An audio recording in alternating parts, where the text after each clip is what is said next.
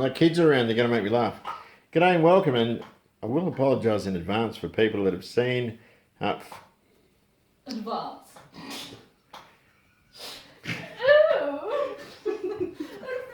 sorry. Just knock it off, will you? Oh, okay.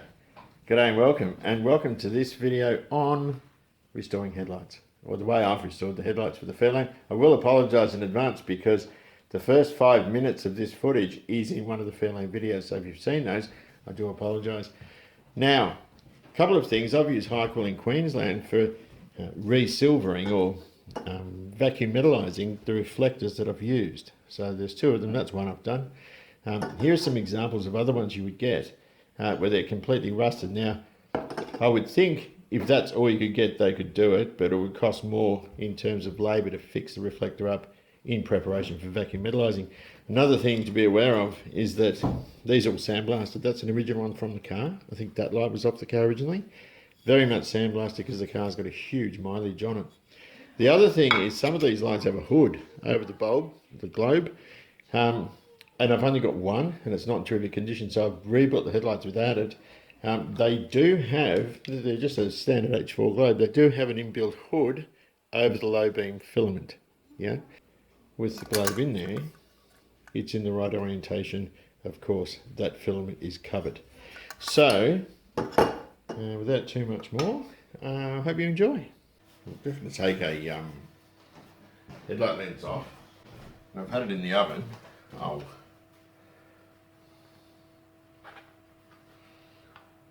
Yeah, these are really good oven mitts. Don't do this. I'm just trying to soften the adhesive.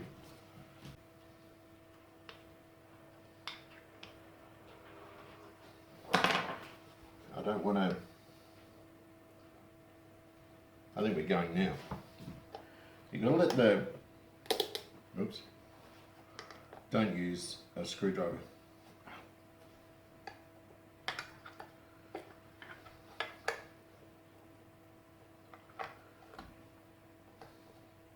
You've got to sort of let the adhesive soften.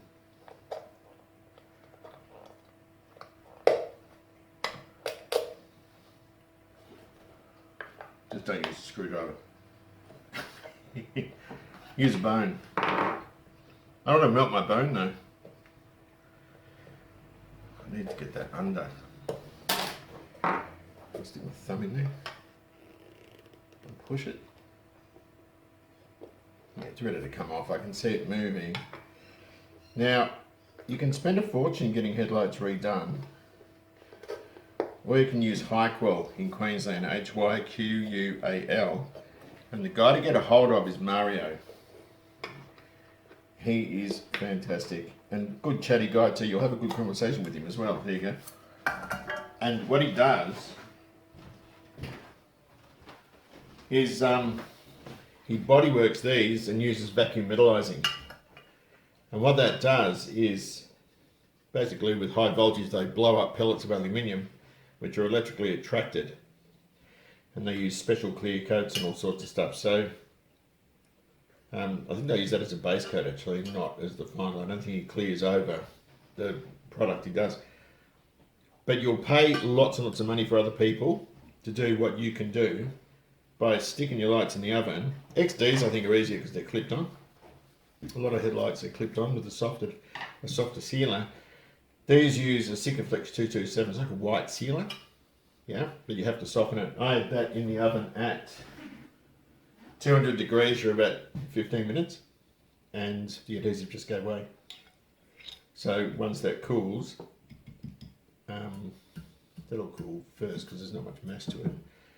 Once it cools, we can clean that off, reuse that lens. That's a good lens. Oh, damn, that's hot. And we'll send those off. So there's no other better way of doing it. But do it yourself. It's much easier, much cheaper. Right, so these are the lenses. That one looks new. Well, it's not new, it's been used. You can see a bit of the white seal and that's got that sort of other stuff we've got to get off. Both of these lenses say Lucas, England at the bottom. They're a matching pair, and if it says that, these are on an English car. I don't know which one. But XC GXL lights were meant to be the same as Mark II Granada, I think. And so people were spending a fortune getting them shipped over, or, you know, $1,500 each for new old stock ones, which don't look as good as these when they're done anyway. So, just, I don't know what model that's off, but it's just other information, I guess. A lot of these do suffer with sandblasting. The original ones that came, pardon me, off the car were all sandblasted as well, where these are absolutely beautiful. So these lights, I've no doubt, will come up like, or just as good or better than new.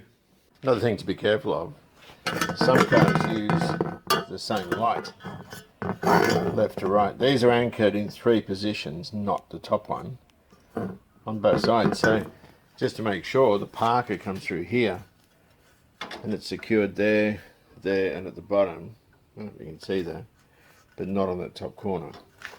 If I get the other one, which is identical,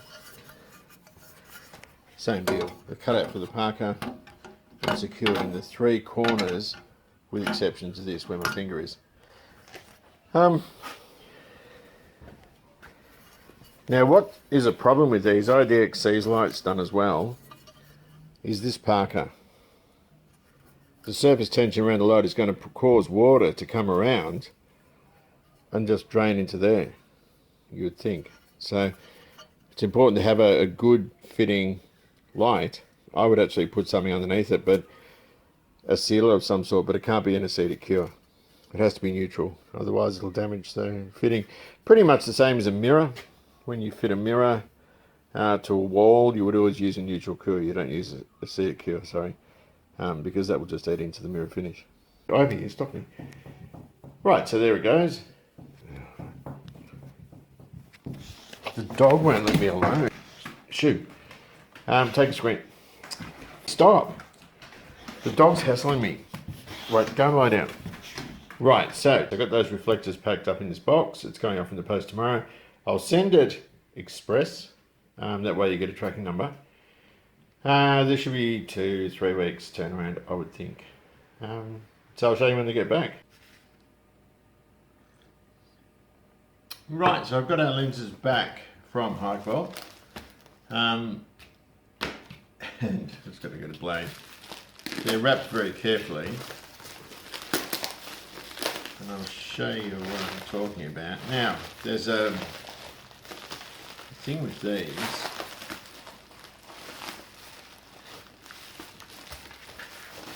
Let's push that to the side. Right, when you get these back, they come with an instruction sheet inside, which tells you what you got to know. In other words, don't wipe the reflector. It stands to damage the finish and this sort of stuff. They're sort of the same finish all the way around. The reason for that is because, oh, this blade is severely blunt. The reason for that is because they're vacuum metalized. Now I'm just going to grab it from the back and you can see just how clear and beautiful it is. I wouldn't bother trying to clean old reflectors. I would just send them straight to this place because that's the standard of work they do. And they actually bodywork them if they're rusted and get an incredible result in terms of the finish. The back of the unit is the same. You can paint that if you're pedantic about an original look or whatever. I wouldn't bother. I mean, I haven't even got an original car here. So for me, that just looks cleaner than painting the factory back in colour, which on some cars is a silver and others is a sort of a murky olivey green colour. I'm just going to pop that to the side. This is the lens that we're using. It's in very good condition. It does look discoloured around the periphery. The reason for that is because it's still got some of the old silvering sort of residue on it. Now, here's a new blade for this. If it's the case, you're going to find it's very difficult to remove. I can get it off little bits and pieces like that, but it digs in really tough to get off. Best thing to do with this is back in the oven. And you can use a heat gun, this sort of stuff. I don't like using heat guns on headlights because I don't like uneven heat through the lens. I think you're asking for a crack, but people do it with some success, I guess. In the oven, low temperature, you don't have to put it, I think my oven's on 150 now. We'll stick it in, that'll soften it, it'll just all come off with a blade, it'll just lift off. But the main thing that's good about an oven is it gives you a good uniform heat throughout the whole thing.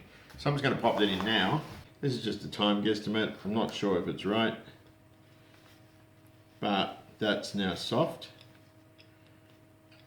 Getting in there can be a bit of a nuisance, but we want to get rid of that stuff. And it just comes off when you heat the thing up. It's heating the blade up, actually, I can feel it in the blade. But this stuff is so, it can be really difficult to get off. So the best thing to do is just to heat the thing.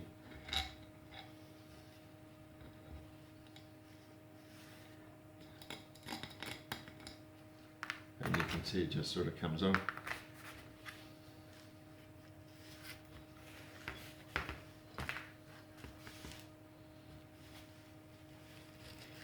Now, it could be the case that you're throwing it back in the oven for a minute or so, just to soften the rest of it, because as soon as it dries off, or as soon as it cools down, sorry, it goes hard as a rock again.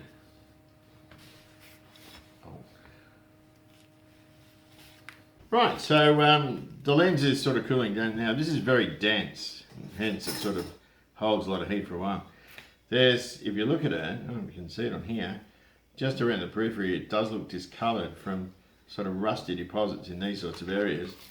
I'm just going to use a bit of Scotch-Brite and just get it out, because you'll see it when the light's assembled, and this gets it sort of clean straight away. My daughter's eating. You got a bowl of water. What's that for? Oh, my everything. Oh, okay. Yeah. She's got Invisalign. She needs to put a retainer in there.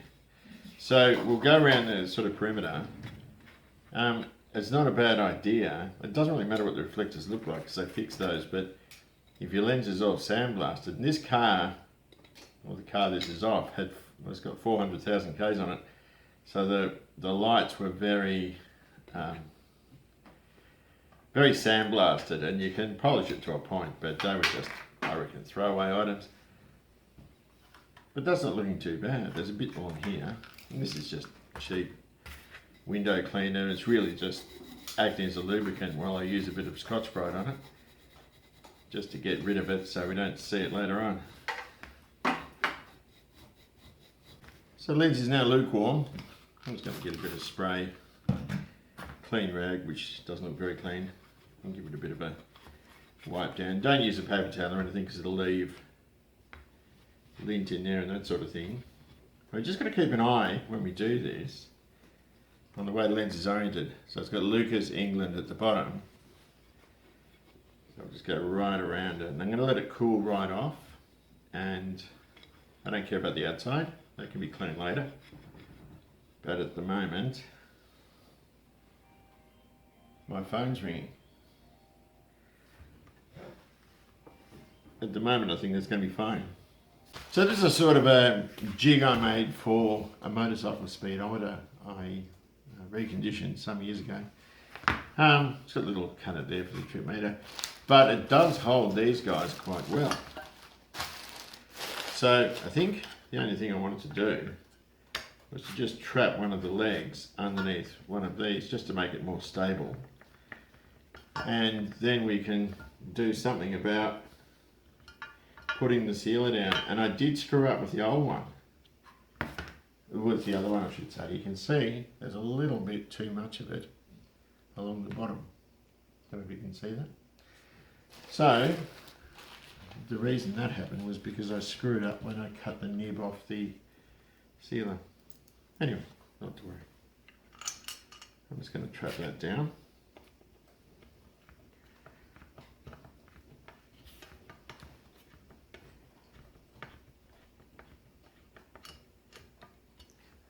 Just like that, made it nice and stable. Okay. Now, once I've wiped this out, and it's totally cooled down now, some time has transpired since I have cleaned this up, but that's nice and clean. On the outside it's not, but on the inside it is. So that's all good. The next thing is the Sikaflex and I've got to be careful with it. Now, I have to be really careful with this because I did put too much down in the other one, so I'm going to shoot it against the outer edge there. And what that's going to do is it's going to come in a little bit. Oops, hang on a minute, let me just clear that off. Damn, I always do this. It's going to come in on itself a little bit.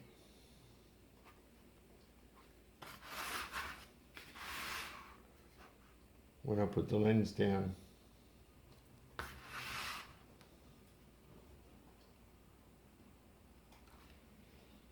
just want a bit more there. Okay. I don't think I did such a great job with that.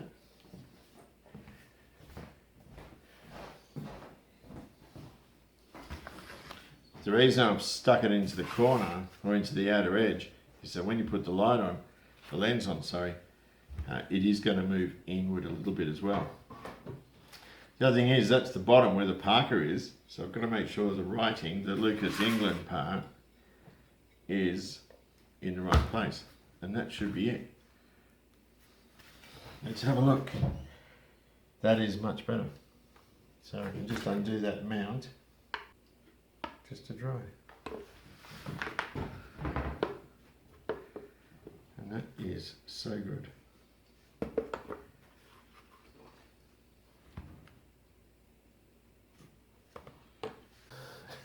Do you want me to leave the room? No, stay there. Right, so that's it for these lights. Now, I think they look fantastic, and of course better than new old stock. A lot of new old stock stuff looks good, but of course it is still 50 years old, or 45 years old, whatever, and does show age, even though it's been packed away. I think this is a far better way to go. Now, I haven't cleaned these lenses yet. I'm just waiting for the sealer to dry. I was messy with the sealer. I was a bit tidy with the other one before I turned the camera on. One thing about this Sikaflex 227 I should mention, it has a 12-month shelf life, not 9 months like I wrote in the text, and the labels on the back, it shows you the packing date, you just add 12 months to that. So I think this one's May 2025 it finishes. The other thing is, the best thing to do with it is to stick it in a sealed bag, chuck it in the freezer, and you've got it for a long time to come. Anyway, thanks very much for watching, take good care of yourselves, and I'll see you soon.